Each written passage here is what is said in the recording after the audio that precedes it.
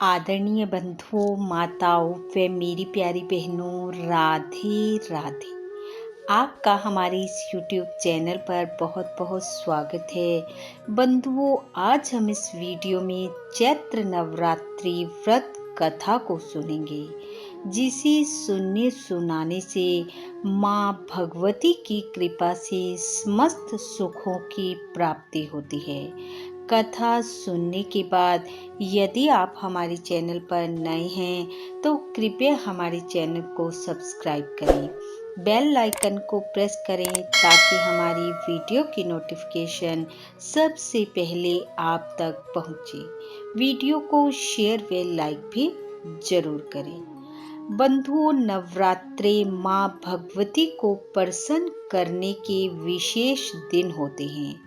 इन दिनों में पूर्ण श्रद्धा भाव से की गई माँ की थोड़ी सी भी पूजा विशेष फलों को देने वाली होती है।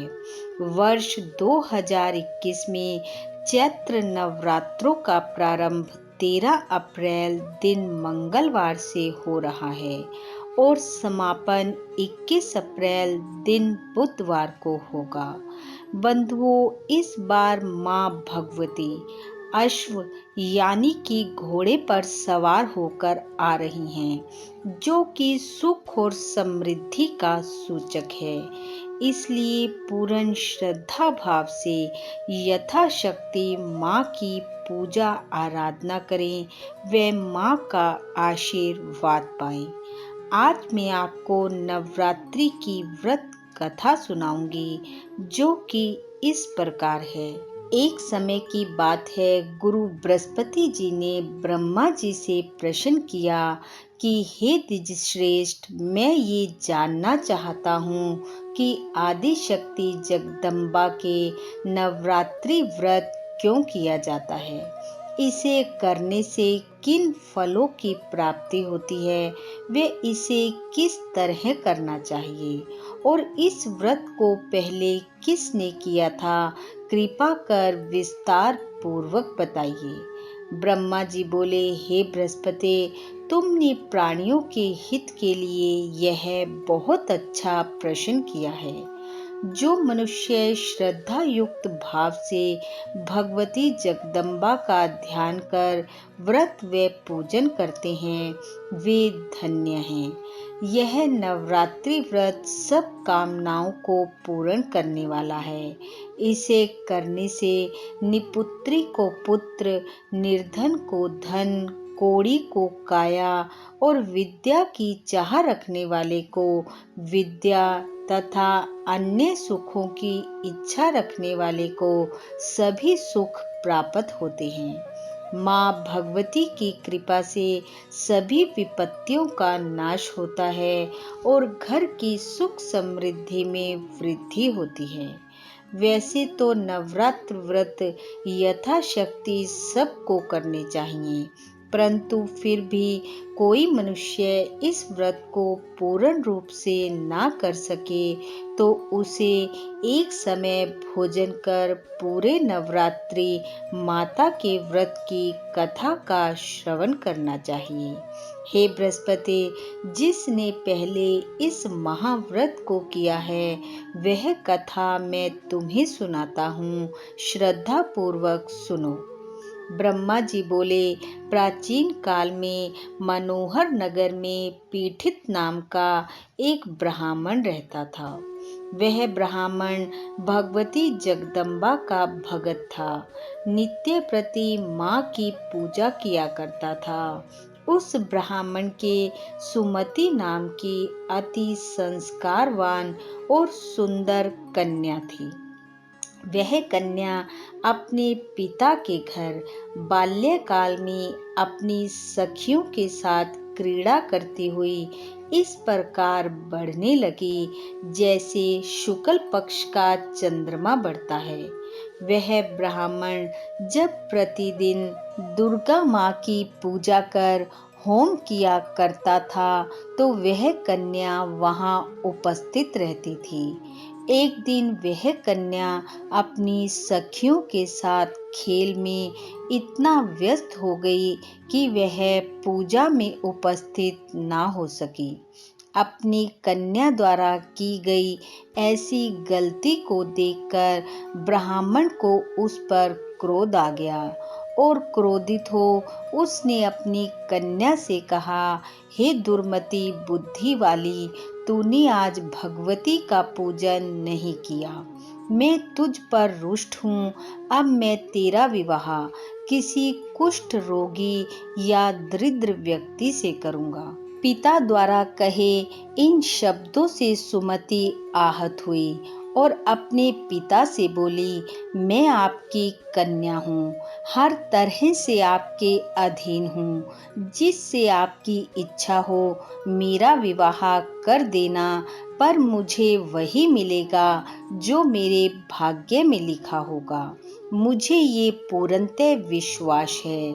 जैसे अग्नि में घी डालने से अग्नि और अत्यधिक प्रज्वलित हो जाती है, उसी तरह बेटी द्वारा कहे इन वचनों से वह ब्राह्मण और अधिक क्रोधित हो उठा और क्रोध की अग्नि में जलते हुए उसने शीघ्र ही अपनी कन्या का विवाह एक कुष्ठ रोगी से कर दिया और कन्या को विदा करते हुए बोला, हे पुत्री, अब तुम अपना कर्म फल भोगो।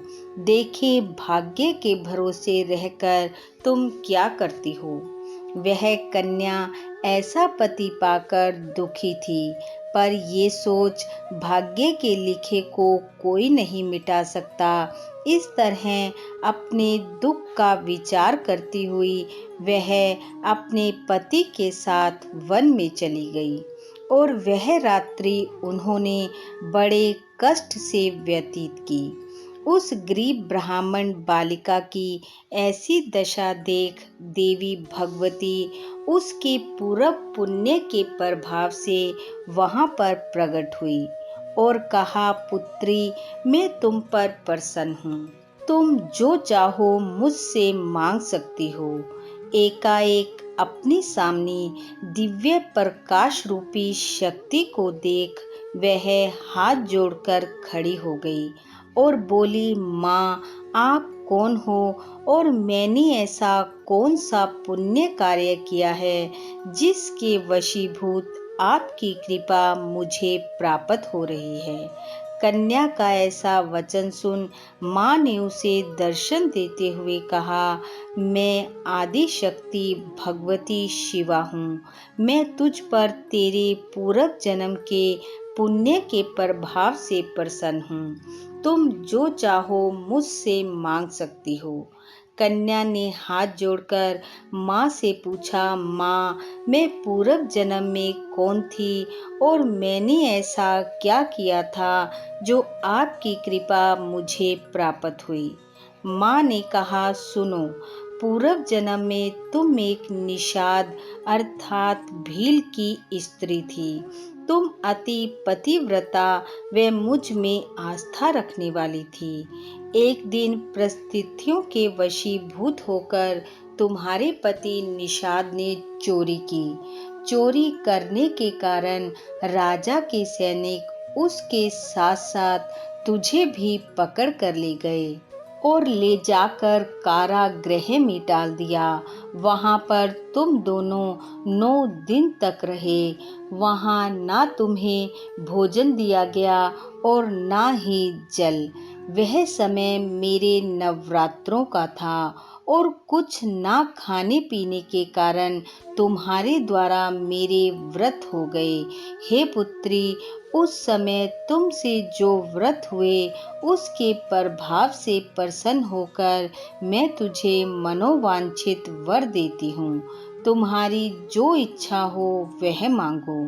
वह बोली, माँ, आप मुझ पर प्रसन्न हो तो मेरे पति का कोढ़ शीघ्र ठीक हो जाए। ऐसा सुनते ही माँ ने कहा, तथास्तु। तब उसके पति का शरीर भगवती की कृपा से कुष्ठ रोग से रहित हो अति कांतिवान हो गया। अपने पति की मनोहर देह को देखकर वह भगवती की स्तुति करने लगी। हे माँ, आपने मेरा उद्धार किया है। आपको मेरा बारंबार प्रणाम। मेरी रक्षा करो माँ। ब्रह्मा जी बोले, हे बृहस्पति, कन्या द्वारा की गई स्तुति से प्रसन्न होकर माँ ने उसे आशीर्वाद दिया और कहा, हे पुत्री, मेरी कृपा से तू सब सुखों से संपन्न हो। शीघ्र ही उदालक नामक अति बुद्धिमान, धनवान, कीर्तिवान और जितेंद्रिय पुत्र की माता होगी। ऐसा आशीर्वाद देकर माँ भगवती अंतर ध्यान हो गई। ब्रह्मा जी बोले, हे बृहस्पति, इस प्रकार इस दुर्लभ व्रत का महत्व मैंने तुम्हें बताया है। जो भी मनुष्य इस व्रत को भक्ति पूर्वक कर इसकी कथा को सुनता है, वह इस लोक के सुखों को प्राप्त कर अंत में मोक्ष को पाता है। बोलो भगवती जगदम्बिका की जय। बंधुओं, माँ आदि शक्ति के नवरात्रे आप सबके लिए अति शुभ व मंगलकारी हों। इन्हीं शुभकामनाओं के साथ आप सबका बहुत बहुत धन्यवाद। राधे राधे।